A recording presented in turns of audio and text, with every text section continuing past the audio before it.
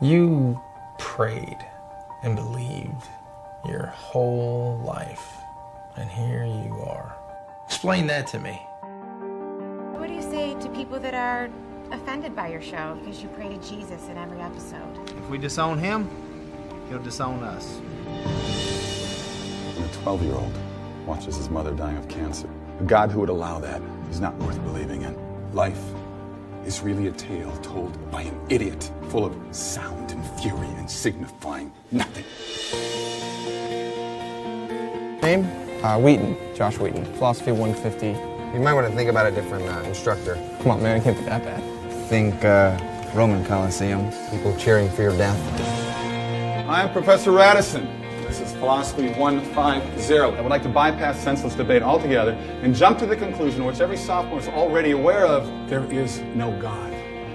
All that I require from each of you is that you fill in the papers I've just given you with 3 little words: God is dead.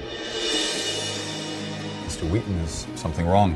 I can't do what you want, I'm a Christian. If you cannot bring yourself to admit that God is dead, then you will need to defend the antithesis. I think of Jesus as my friend.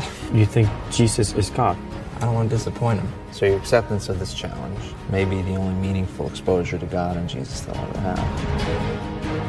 See, to me, he's not dead.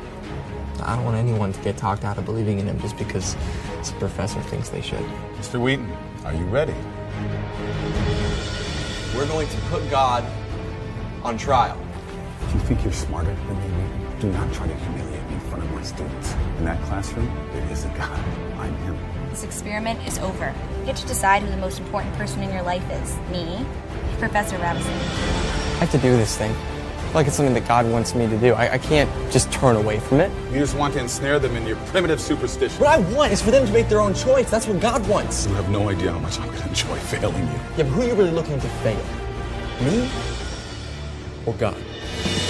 God's not dead, he's surely alive. He's living on the inside, roaring like a lion. God's not dead, he's surely alive. He's living on the inside, roaring like a lion. Science supports his existence. You know the truth. So why do you hate us? It's a very simple question. Why do you hate God? God's not dead, he's surely alive. He's